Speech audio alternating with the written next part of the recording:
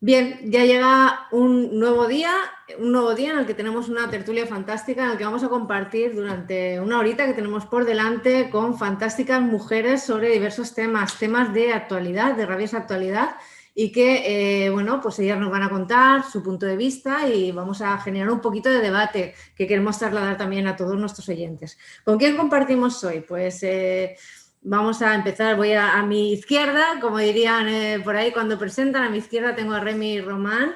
Remy Román es directora de Marketing y Relaciones Internacionales de Money Oak España. Buenos días, Remy, ¿cómo estás? Hola, buenos días, Presen. Encantada de estar aquí con vosotras. Muchas gracias por acompañarnos. Tenemos a mi derecha a Sara Mateos, directora de la Fundación DISA. Sara, buenos días. Aprecio, muchas gracias, como siempre. No, gracias a vosotras por estar aquí, por hacer el esfuerzo, que lo agradezco muchísimo. Tenemos a Carmen María García, que es directora de la Fundación, fundadora de Madrid Women's Week y presidenta de la Fundación Women's Week. ¿Cómo estás, Carmen? ¿Todo bien? Muy bien, encantada de compartir otra vez pantalla con estas fantásticas mujeres. Pues sí, ahora verás tú lo que da de sí esta horita que tenemos por delante. Y por último, aunque podríamos decir que dejamos lo último para lo mejor, pero no, porque todas son exactamente iguales de buenas, pues tenemos a Joana Trujillo, que es abogada y consultora de internacionalización de empresas. Muchísimas gracias, Joana, por acompañarnos. Muy buenos días a todas, encantada de conocer y saludar y también pues agradecida de volver a participar en estos debates tan interesantes y nutritivos para todas. Muchísimas gracias a ti también. Bien, pues hechas las presentaciones, vamos a ir al asunto, vamos a meternos de lleno en algunas de las noticias que os hemos compartido y si os parece bien me gustaría comenzar porque me resulta curioso, yo creo que es el primer despido por lo menos conocido de una trabajadora que está ligada, por una trabajadora que está teletrabajando y que, bueno, pues un juez ha declarado que no tiene razón en su demanda contra la empresa y que la empresa ha podido demostrar que la teletrabajadora, o la trabajadora en este caso, tuvo 10 faltas a lo largo de 2 meses que demostró que eran faltas porque no se había conectado al sistema informático. Y yo os lanzo la siguiente pregunta. ¿Estamos preparados para estas situaciones? ¿El sistema legal, y en este caso Joana, está preparado? Dependemos mucho de cómo un juez mire, un juez o una jueza mire la situación de la subjetividad. ¿Cómo de alguna manera se barajan estas cuestiones? ¿Qué me apuntáis sobre esto? ¿Cómo lo veis? Bueno, yo lo que creo es que evidentemente cuando un juez conoce un asunto, pues por una parte fundamental, pues la discrecionalidad y los aspectos subjetivos, eso pues depende mucho del juez que conozca el asunto. Creo que no estamos preparados, bueno, no es que no estemos preparados, sino creo que la instauración de esta nueva fórmula de trabajo todavía está pues un poco ahí en stand-by, estamos en una especie de periodo de gracia, ¿no? De cómo vamos a instaurar pues esta nueva fórmula de trabajo.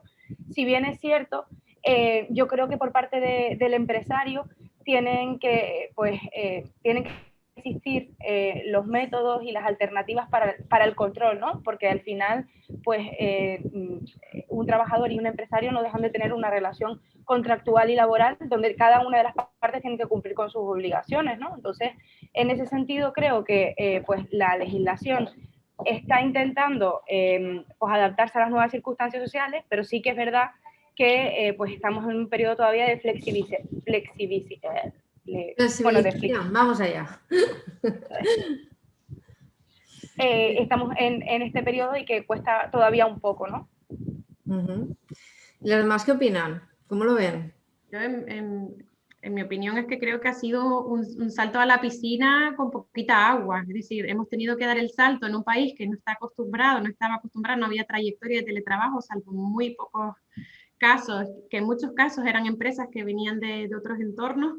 Nos hemos visto de repente sin un entrenamiento, sin una formación y en muchos casos sin las herramientas necesarias que eran previas, y nos hemos visto abocados a trabajar todos los días desde casa, cuando ya parece que la fórmula ideal pues, es una cuestión mixta para no romper los vínculos entre compañeros y pues, el espíritu de pertenencia.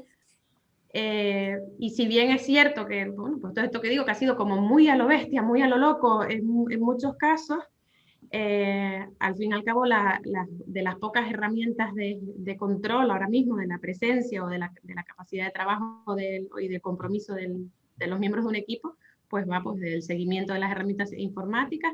Hay puestos que sí permiten valorar si el trabajo se desarrolla, objetivamente se consigue y en otros no. Pero creo que ahí tenemos que caminar todos juntos porque como dice Joana, al fin y al cabo el control obviamente tiene que existir, pero tenemos que seguir caminando por la senda de que todas las partes encajen para que esto sea algo que venga de verdad para quedarse, porque desde luego desde el punto de vista de la flexibilidad, de la conciliación familiar, tiene mucho que aportar, pero también tiene mucha letra chica que en muchos casos las mujeres estamos padeciendo. Y ahora vuestras reportaciones, Remy y Carmen, me gustaría aportar también lo siguiente. ¿Estaríamos preparados los españoles con nuestra mentalidad? ¿Asumimos la responsabilidad que implica teletrabajar? Porque, bueno, el comportamiento de esta persona que fue despedida o la actitud de esta persona que fue despedida no encaja mucho, ¿no? Con un sistema de decir, tengo una obligación que cumplir, tengo que asumir, aunque esté en casa, ¿no? Que hay veces que cuesta diferenciar, ¿no? Que cuesta separar, pero ¿creéis que nos falta responsabilidad a la hora de abordar este teletrabajo? A ver, yo me quedo con unas palabras que ha dicho Sara, ¿no? Que ha llegado para quedarse. Es cierto que hay que legislarlo, ¿no? Aquí en España se sigue con la mentalidad de estar presente, ¿no? No el trabajo por objetivos, como en muchos países donde el teletrabajo lleva funcionando desde muchísimos años. Yo he trabajado en una multinacional norteamericana y me acuerdo hace muchos años que se escuchaban a los niños llorar, la gente estaba en casa, estaba trabajando desde el jardín y era como, a mí era algo que lo veía como muy lejano y sin embargo ha llegado a España. Entonces, bueno, hay que legislarlo y darle una vuelta de tuerca a muchísimas cosas. O sea, para mí, yo creo que debemos cuidar nuestro trabajo todos y si se hace con eso, con objetivos y cumples, pues no hay mucho más que hablar. Entonces, hay que trabajar en ello. Okay, hombre, yo creo que como todas las leyes, las legislaciones, y llega a base de golpes, ¿no? O sea, siempre llevamos años diciendo que tenemos que teletrabajar. Nosotros las mujeres, sobre todo, nos empeñamos en el teletrabajo, y el teletrabajo no es un engaño, o sea, al fin y al cabo es un engaño. Creo que hay que regularlo y hay que seguirlo con una normativa muy específica y muy... No seguida, pero sí que cambiando muchas cosas, ¿no? Pero llevábamos años hablando de ello. Entonces, de golpe llega una pandemia como la que nos ha llegado y no sabemos cómo actuar. Entonces, yo no es que esté de acuerdo con el despido de esta chica, de esta señora o de esta mujer trabajadora, pero sí que es verdad que los empresarios tienen que de alguna manera controlar si sus trabajadores están o no, ¿no? Porque cuando una persona no es responsable, entonces si todos somos responsables, fenomenal, porque todo funciona y todo fluye. Si no puedes trabajar en una hora, pues trabajas media hora más tarde porque tienes que salir, porque te tienes que despejar simplemente, porque cuando estabas en la oficina y ya no podías más, salías a la calle. Pero ahora tienes que hacerlo de otra manera, despejar tu mente para poder seguir siendo productiva, ¿no? Pues si somos responsables, pues no pasa nada. Pero ¿qué pasa cuando una persona no es responsable? Ojo, no digo que esta señora no sea responsable, porque no conozco el caso en profundidad, ¿no? Habría que ser abogado o meterse ya de lleno en ello. Pero sí que la empresa tiene que tener unas pautas para poder controlar a sus empleados, que no es en este caso controlarlos para que trabaje, es controlar el trabajo que está haciendo desde casa, si lo está haciendo, si lo está aprovechando para trabajar o para hacer otras cosas, ¿no? Y ella creo que era administrativa. Creo que debía tener un control mayor, porque si falta una administración, si faltas mucho y no contestas en una administración, siendo administrativo, es llamable, llama la atención, por lo menos, ¿no? Es que hay puestos de trabajo, si me permites, que te puedes permitir, bueno, si yo rindo mejor de madrugada, pues trabajo de madrugada. Claro. Mientras salga el trabajo, pues ni tan mal. Pero hay otros puntos críticos en todas las organizaciones, que al fin y al cabo hay que estar en determinadas horas, porque el grueso del trabajo tiene que salir. Entonces yo creo que ahí va pues lo mismo del aprendizaje. Hay responsables de equipos que hiperventilan si no tienen al equipo ahí al otro lado cuando levantan el teléfono. Esos responsables de equipos también tienen que aprender que mientras el trabajo salga, pues, y obviamente hay que formar pues reuniones y puntos de encuentro, pero mientras el trabajo salga, pues perfecto. Pero claro, como ha venido tan a lo loco, pues ahora hay que ir encontrando las zonas de confort o de buena gestión para evitar pues, sustos, disgustos y que los trabajos no se cumplan. Claro, volvemos otra vez a sacar el tema de teletrabajo sí, teletrabajo no, cuando el teletrabajo yo creo que es bueno. O sea, Sí. pero también es una manera, hay que controlarlo, hay que poner unas pautas, una medida, porque al final lo que queremos es un trabajo por objetivo, o sea, que el trabajo salga, ¿no? Me da lo mismo, como decía Sara, que es a las 3 de la mañana. Si yo soy más productiva a las 3 de la mañana y luego por la mañana me quiero ir a tomarme un café porque estoy en Bavia, pues me pongo a trabajar a las 3 de la mañana, pero mi trabajo va a salir a su tiempo. El objetivo va a ser cumplido, con lo cual no soy una rémora para el equipo. Y una cosa, perdón, una cosilla, que realmente esta noticia ha trascendido, pero bueno, yo por lo que he visto a simple vista estaba muy justificado porque las faltas eran continuas. La trabajadora no pudo demostrar que efectivamente había desempeñado su trabajo como correspondía. Entonces, bueno, en este caso ha trascendido, pero estoy segura que hay muchísimos otros, porque se ha visto en las noticias de empresarios que han tenido que contratar detectives para comprobar que sus trabajadores no estaban en el gimnasio en su hora de trabajo, que no estaban pasando el día en una terraza tomándose un café o que no se habían ido de compras a un supermercado. Entonces, bueno, esto ha trascendido. La noticia está muy bien justificada y de hecho el juez no le da la razón a la trabajadora y como este caso habrá cientos en España y yo apoyo el mensaje dado por Carmen.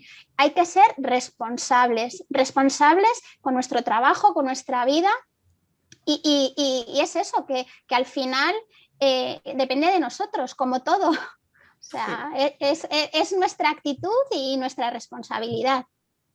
A mí me llamó la atención la noticia porque, bueno, realmente es el primer despido que yo conozco vinculado a este tipo de trabajo, pero a mí me gusta de esto de darle siempre la vuelta a las cosas, ¿no? Y ir un poco más allá. A ver, esta trabajadora fue despedida en mayo del año pasado, justo, o sea, llevamos 2 meses de estado de alarma, de confinamiento y demás. Y yo me pregunto, aparte de que esto del teletrabajo nos ha caído como un jarro de agua fría, psicológicamente, ¿cómo hemos abordado? No puede ser que nos hayamos visto superados en un momento dado por la situación que hemos vivido. Es decir, hay mucha gente que no ha sabido gestionar adecuadamente las situaciones que hemos vivido, ¿no? Que al final es algo, pues, oye, como muy, muy grande, ¿no? Que nos ha venido muy grande. No puede ser que no sepamos, aparte de esa falta de responsabilidad, que efectivamente ahí está, ¿no? Pero que no hayamos sabido gestionar adecuadamente todo lo que nos ha pasado en muy poquito tiempo y de repente la gente pues hace cosas que dices tú, es que esto no tiene sentido, es decir, no tiene sentido que no hagas lo que no tienes que hacer. Sin embargo, la gente lo ha hecho, ¿no? ¿Creéis que estamos todavía gestionando esto y que hay personas que no han sabido gestionar esta situación? Y hay gente que todavía se quedó en marzo de 2020 que todavía no ha podido caminar. ¿Cómo lo veis? Los primeros meses fueron, yo tenía por mi trayectoria profesional, ya venía de teletrabajar también, con lo cual yo me sabía las normas. Primero de teletrabajo, no trabajar en pijama. Segundo de teletrabajo, todas esas cosas yo las tenía súper interiorizadas. Pero es que el teletrabajo vino con niños en casa, sin apoyos externos, sin posibilidad de salir. Entonces, es que, como decía al principio, es decir, fue absolutamente a lo bestia. Y en muchos casos el teletrabajo, la fórmula que para mí ideal, ya no es solo el discurso de teletrabajo sí, teletrabajo no, sino es flexibilidad. Es decir, que el trabajo salga y que haya la oportunidad de llegar un poco más tarde, salir un poco antes, trabajar en casa un día si lo necesitas, trabajar una serie de horas.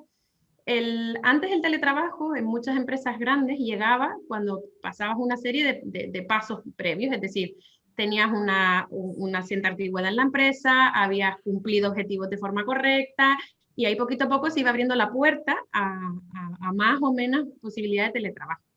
Lo que decía al principio, nos ha llegado sin preparación, y las cifras que nos llegan ahora mismo a la fundación de colectivos sociales muy tocados a nivel anímico, a nivel emocional, la salud mental está bastante tocada en el mundo adulto y también en el ámbito de los menores. La situación ha sido, no es una prueba de fuego, que al final ha sido una absoluta locura y no había nadie preparado para la envergadura de todo lo que ha ocurrido, con lo cual hay que ir metiendo en cordura todo esto que ha pasado. Pues sí.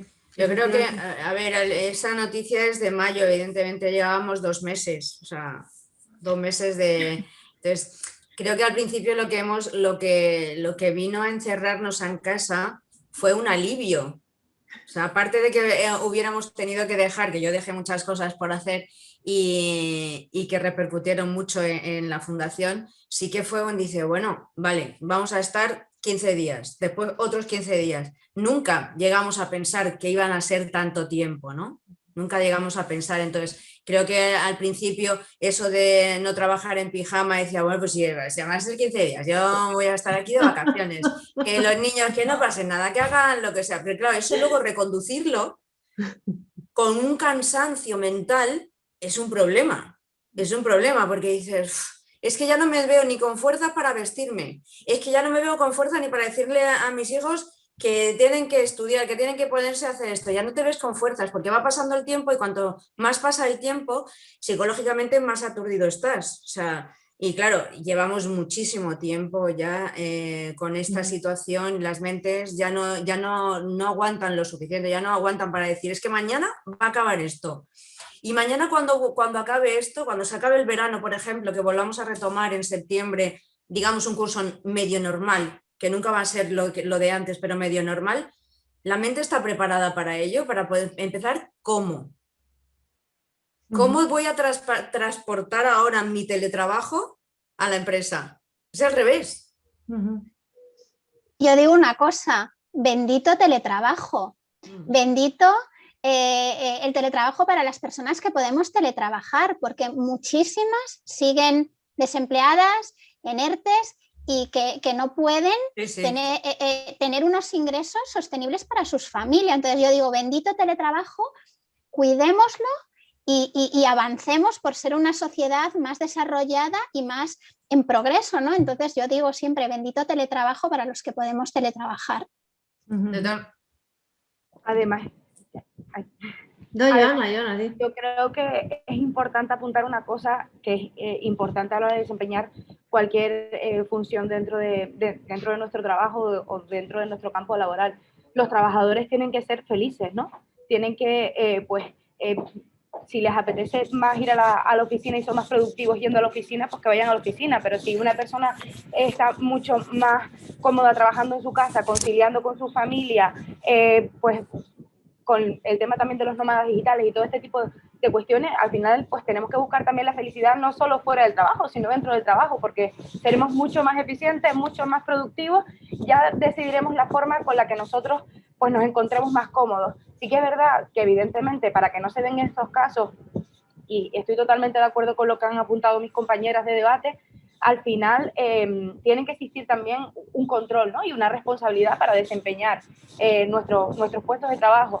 Pero si bien es cierto, también tenemos que ser felices en ello. Si nosotros estamos mucho más cómodos pues desarrollando nuestras funciones desde nuestra casa, o estamos más cómodos desde la oficina, o estamos más cómodos haciéndolo en un país totalmente diferente del que estamos contratados, pues ¿por qué no? Al final, pues lo que tenemos que preocuparnos también es eso, y al final también es una medida un poco también del tema de la responsabilidad social corporativa, ¿no? De buscar la felicidad y la productividad de los trabajadores. Eso es lo que considero yo, y creo que el teletrabajo vino para quedarse, y me gustó mucho la frase que dijo antes Sara de íbamos a lanzarnos a la piscina pero había poca agua, no estábamos preparados, pero hay que empezar y hay que empezar a legislar.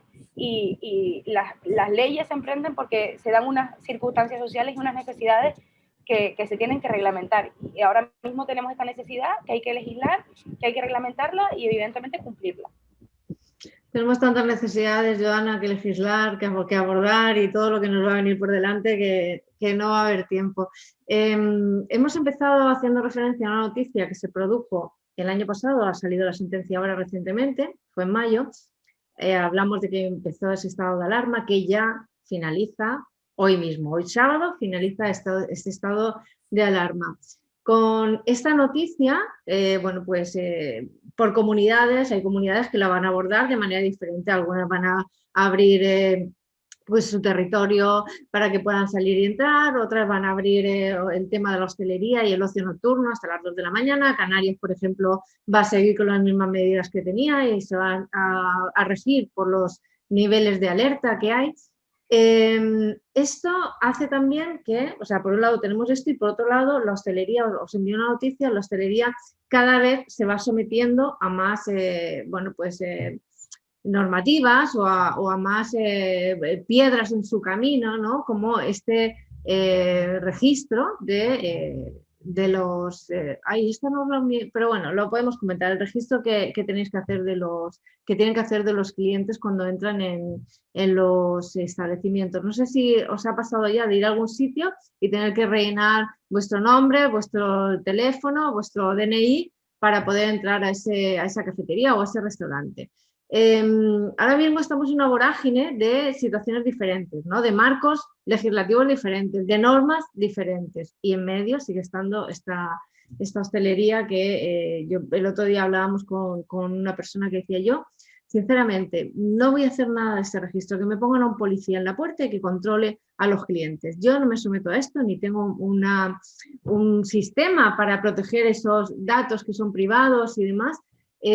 ¿Cómo veis vosotras el tema este de esos registros, estos palos que se están poniendo de manera continua a la hostelería como un sector castigado, como un sector responsable de toda, de casi la pandemia, ¿no? ¿Cómo lo veis? Desde mi punto de vista es que creo que uno de los grandes problemas es que cuando se legisla, y no solo en pandemia, sino en otros ámbitos, se nos olvida de que la mayoría del tejido empresarial de España son pequeñas empresas, con pocas personas, con pocos recursos y con muchos casos con pocas capacidades, y al final se les traslada una responsabilidad que debería ser del gestor de nuestro país. Yo en el caso del registro de acceso, yo normalmente tomo café en un sitio que está debajo de casa, y el otro día cuando pusieron en marcha la norma tenían el libro de registro puesto sobre una banqueta y el que venía se apuntaba.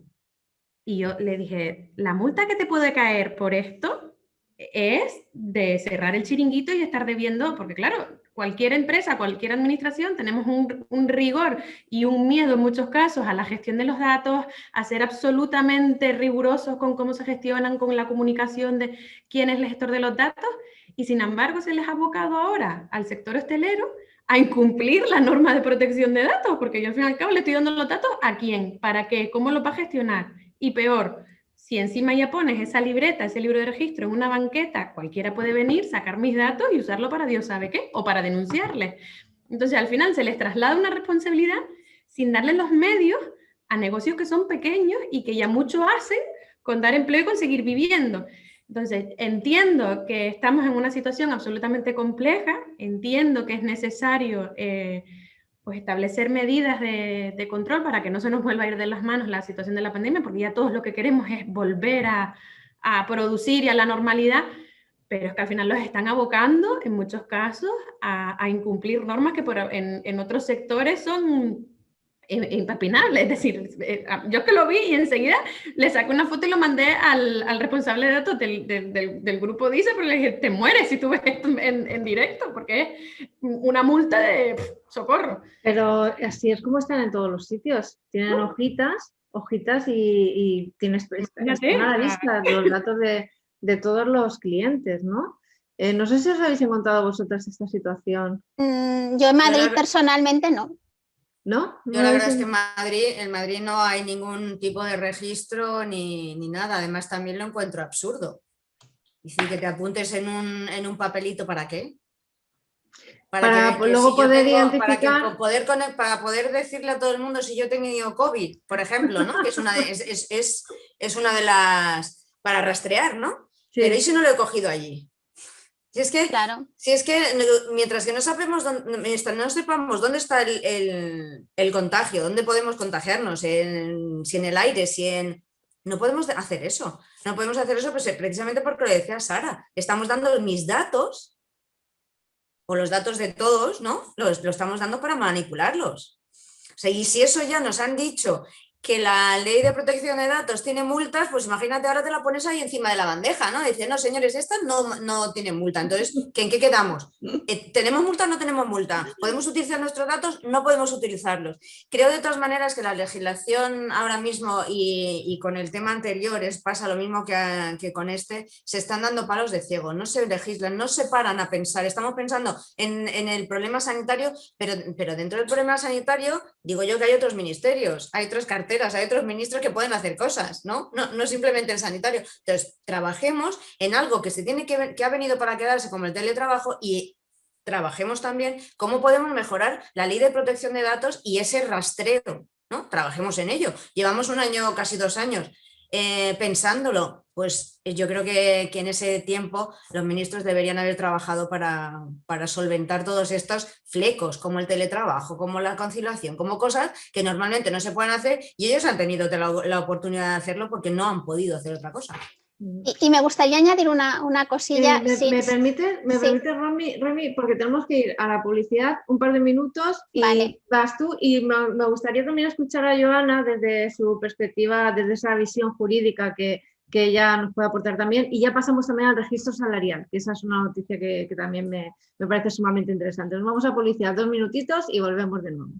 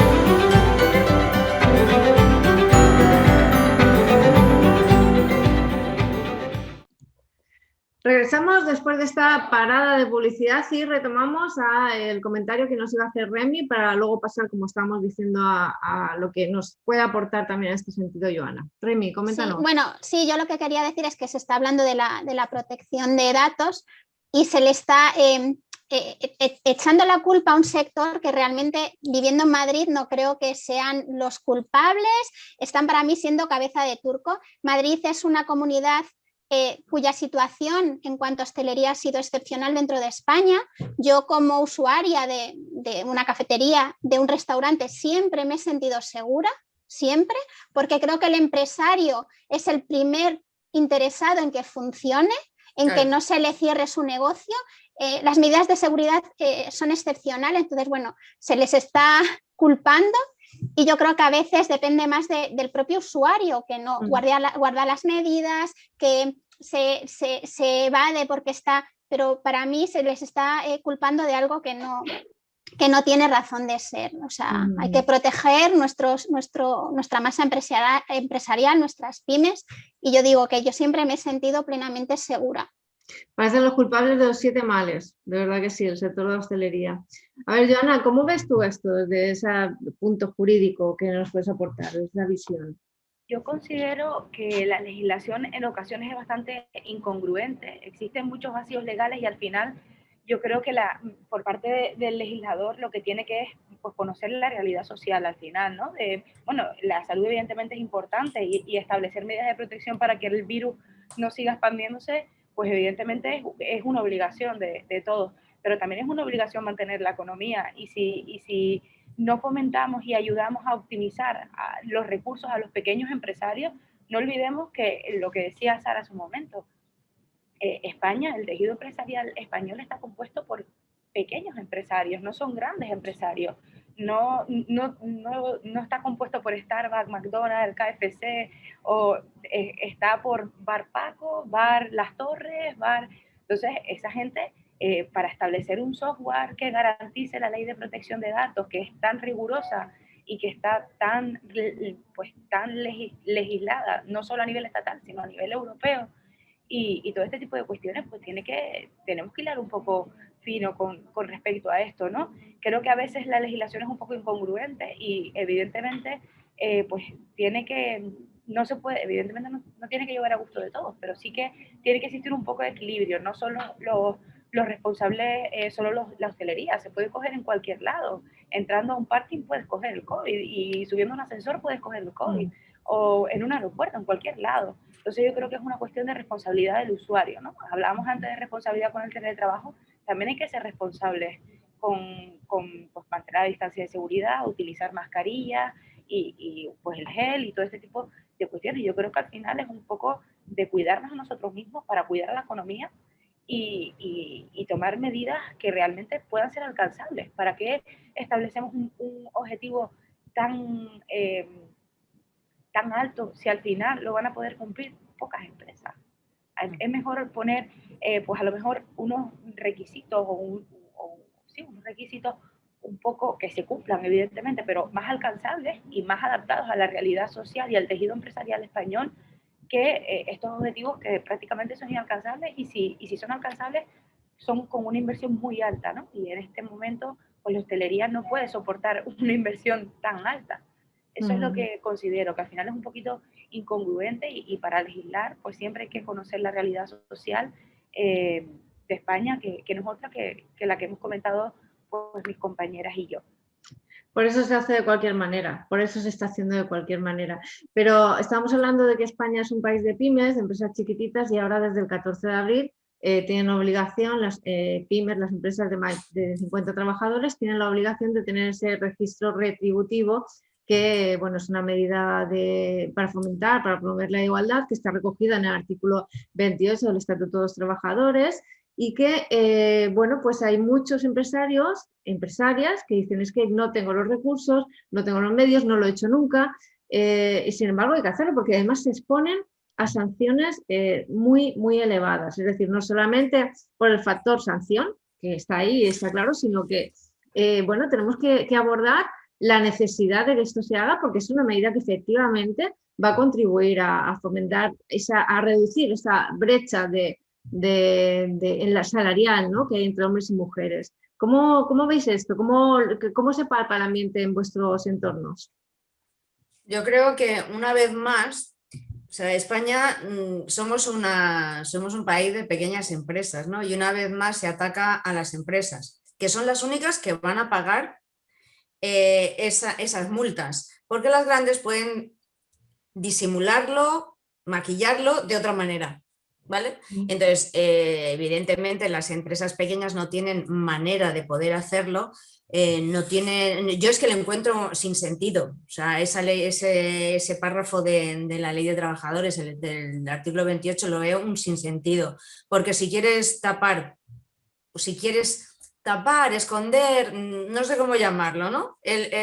Lo que cobra una mujer o un hombre lo puedes hacer muy fácilmente, no simplemente teniendo un registro o un Excel como pretendía el Instituto de la Mujer, que a todos nos han enviado ese Excel de cómo se funciona, como si no supiéramos lo que es un Excel, ¿no? Es decir, creo que una vez más dan palos de ciego y van por las pequeñitas, porque ya te vuelvo a decir que las grandes tienen otros métodos para poder hacerlo y para poder registrarlo o no. O sea, yo a una empresa, yo si soy una gran empresa y tengo ese déficit o una mujer o un hombre cobra más que la mujer o el hombre, le puedo dar en otras prebendas, coche, móvil, días, en fin, dietas, otras cosas que no se van a ver reflejadas en el sueldo. Evidentemente me va a salir que sí, que el sueldo es el mismo, pero por otro lado hay otras cosas. Esta herramienta, este Excel al que hacía referencia, es esa herramienta que ellos llaman RSI, que es el registro salarial, es un Excel, o sea, la herramienta famosa es un Excel. Sí, o sea, no deja de funcionar como un Excel, es decir, vale. No tiene mayor misterio. Quizá tenga alguna casilla más o alguna fórmula más que el Excel lo permite, ¿no? Pero que es sencillo manipular y hacer. ¿Y cómo lo ven las demás? Yo es que estoy estando de acuerdo con lo que apunta Carmen, que hay muchas maneras de poder maquillar esas cifras o de dar prebendas, como ella comenta. ¿De verdad creéis que puede haber un interés más allá de esa, tema histórico que puede haber en las empresas, que efectivamente antes había una desigualdad palpable o una brecha salarial palpable? Yo creo que al final eso es como que se ha quedado instaurado, es como algo que está ahí, que se sobreentiende que está ahí y que al final pues depende muchas veces de la antigüedad, depende muchas veces de factores, pero que ¿creéis de verdad que hay un interés por las empresas de beneficiar a unos en detrimento de otros, o que a la hora de establecer esas retribuciones se tiene en cuenta efectivamente si eres un hombre, si eres una mujer? ¿Eso cómo lo veis vosotras? A mí me cuesta pensar que a día de hoy existe ese sesgo forzado, es decir, otra cosa es que estés en un sector que esté especialmente masculinizado o que al final siempre los cargos directivos caen en hombres. A mí a lo mejor me preocupa más la estructura vertical de las organizaciones, porque al final nosotras siempre estamos de la mitad para abajo por muchos motivos, y obviamente los salarios de la mitad para abajo suelen ser inferiores, salvo que lleve 40 años en la empresa.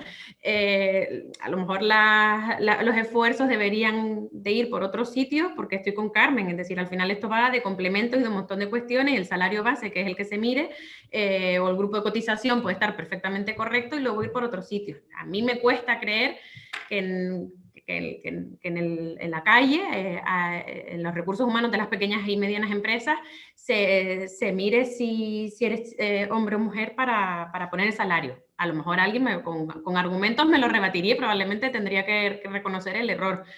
Pero yo creo que una vez más va de responsabilizar a las empresas de cuestiones de más carga de trabajo, de más burocracia, que al final lo que van a hacer es generar, desde mi punto de vista, todo lo contrario. Es decir, tengo que cumplir ese trámite, que es como presentar el modelo 47 del impuesto X, lo harán así para cumplir y no generará ningún cambio que sea de verdad que repercuta sobre nuestra empleabilidad, sobre nuestra capacidad de romper techos.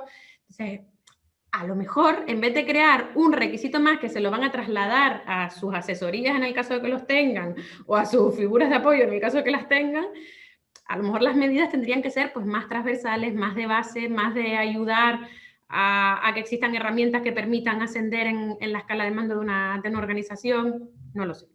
O no penalizar a las mujeres o hombres que quieran conciliar, por ejemplo, porque muchas veces estas diferencias salariales vienen de pues, estos permisos de maternidad, ¿no? O este tiempo, o esta reducción de jornada, ¿no? Que te coges para poder conciliar y para poder estar con tus hijos. Entonces, a lo mejor, como tú dices, deberían ser no un registro, no un simple registro de que puedes pues cumplimentar de aquella manera, sino abordarlo desde una manera mucho más sólida, con medidas más transversales, como dices, y sobre todo, pues cogiendo por los cuernos ese toro, ¿no? En este caso la conciliación o cualquier otro aspecto que pueda influir efectivamente en que haya una diferencia salarial entre hombres y mujeres, ¿no?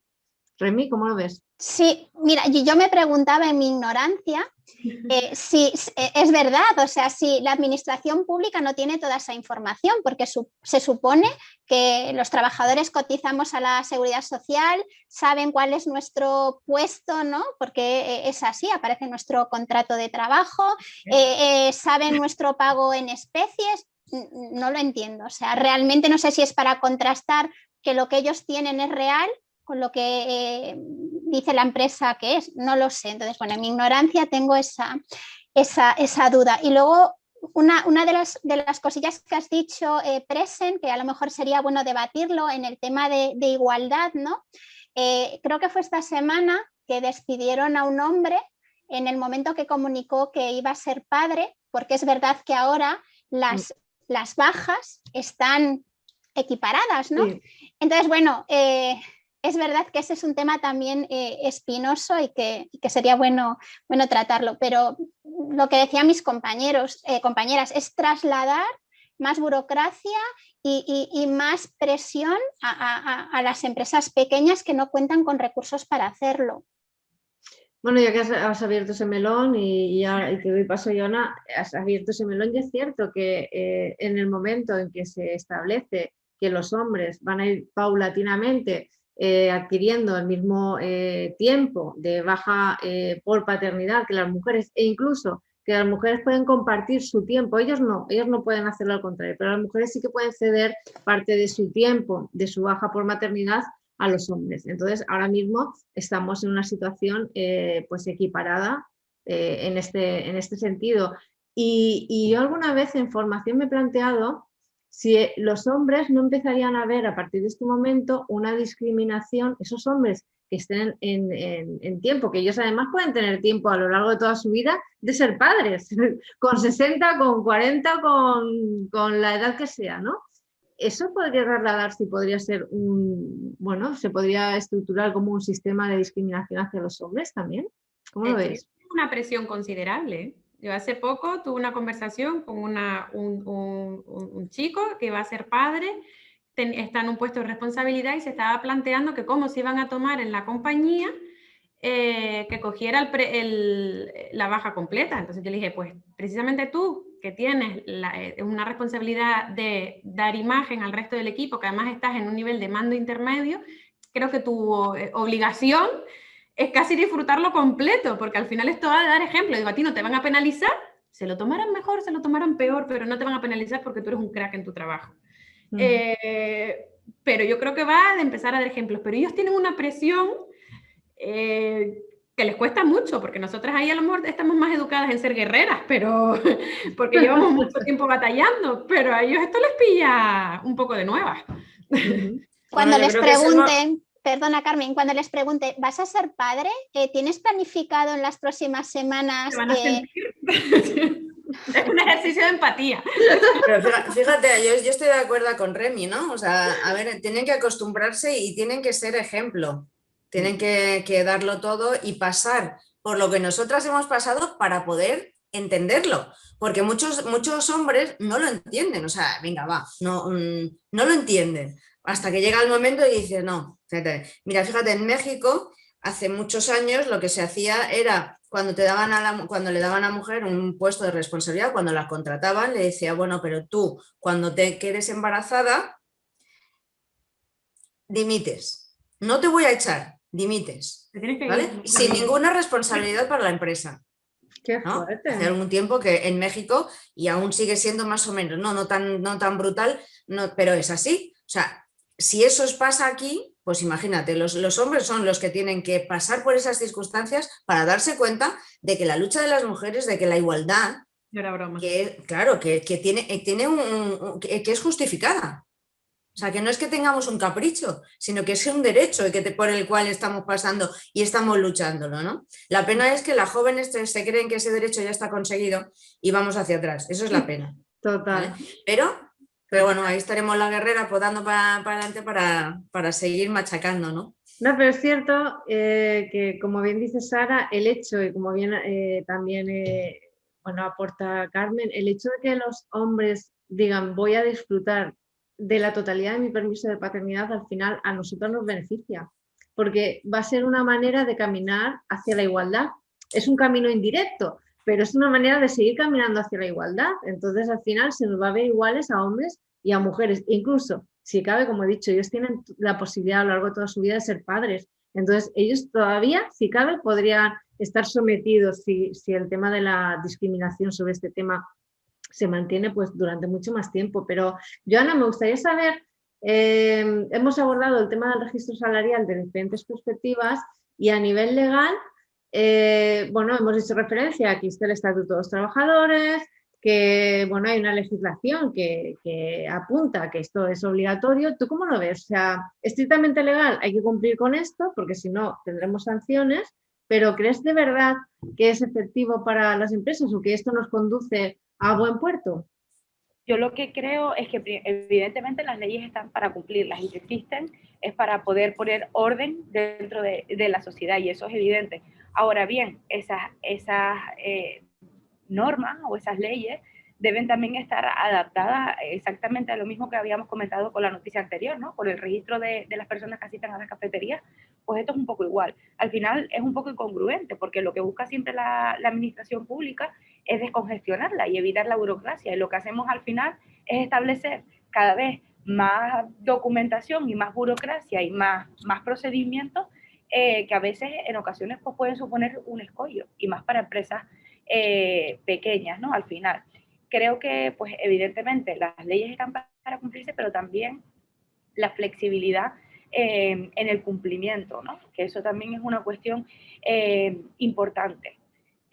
Bajo mi punto de vista, considero que el tema de la existencia de la brecha de género es un fenómeno que evidentemente ha existido, pero es verdad que cada vez más se están estableciendo medidas para que no exista, como es el caso de los planes de igualdad, que también se han establecido como obligatorios. De carácter obligatorio para las empresas que tengan más de 50 trabajadores.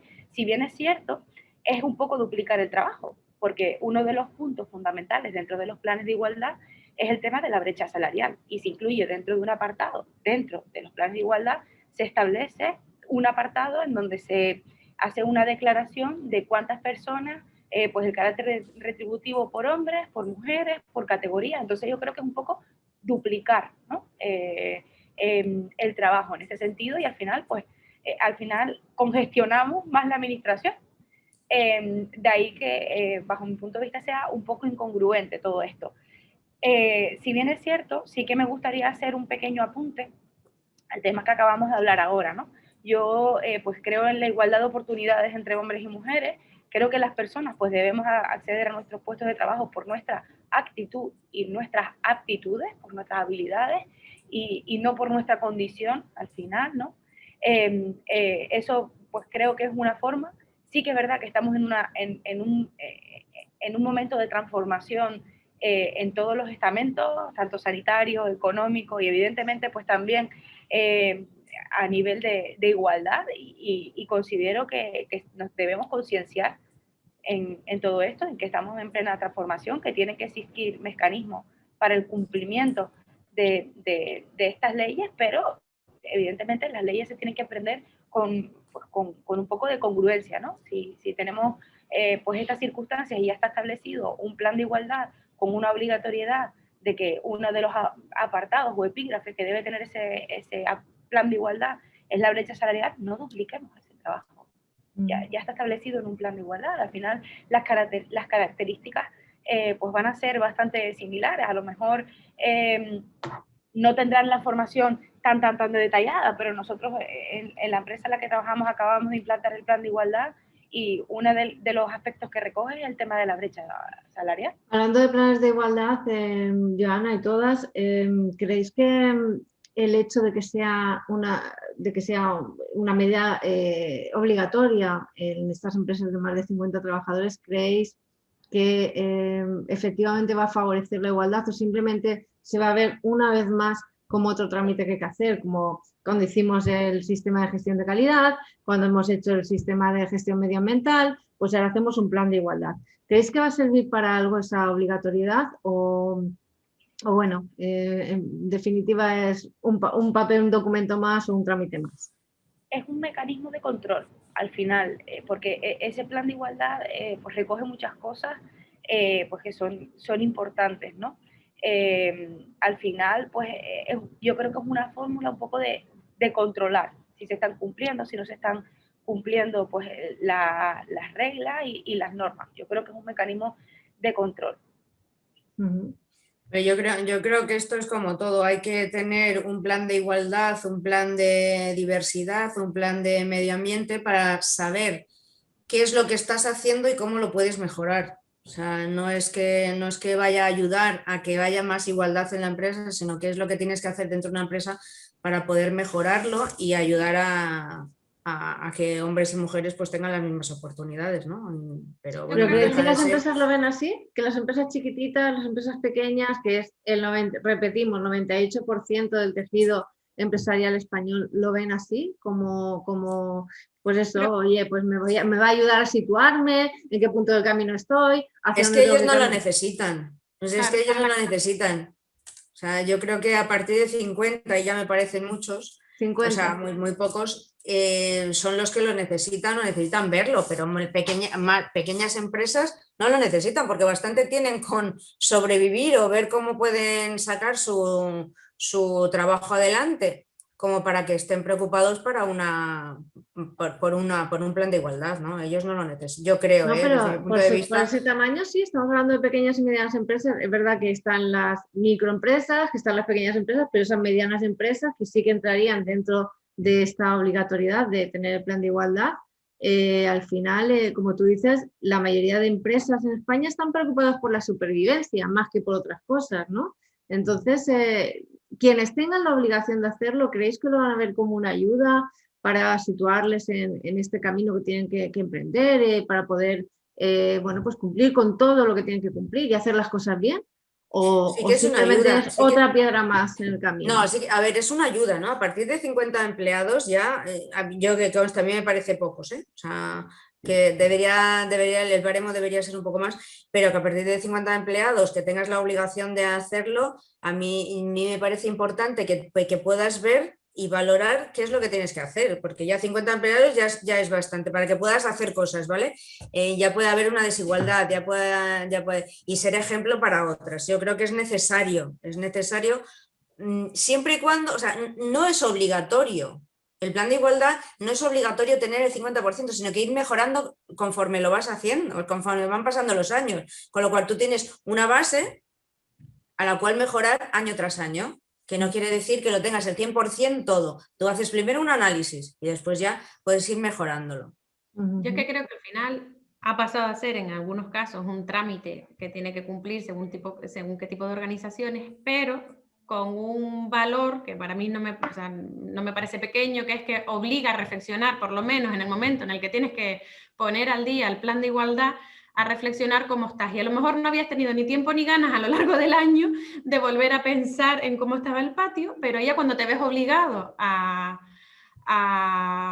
ponerlo al día, pues vuelves a sacar la foto y vuelves a reflexionar, con lo cual es un momento que incluso para las empresas que no se creen o para las organizaciones que no se lo terminan de creer, esa necesidad de cumplir con un trámite legalmente establecido, pues les obliga a replantear, a promover medidas o a mejorar las que tienen, con lo cual en este caso a lo mejor sí está justificado el medio para conseguir el fin. Sí. Me gustaría añadir una cosa. Sí es verdad que cuando se pide que haya un plan de igualdad es por algo, pero yo soy de las que piensa que tiene que haber un plan de talento sin etiquetas. Seas hombre, seas mujer, seas discapacitado, seas un talento senior, porque en España tenemos gente mayores de 45 que son eminencias, que trabajan, que le dan 1000 vueltas a alguien de 30. Entonces, para mí, lo ideal sería contar con un plan de talento sin etiquetas.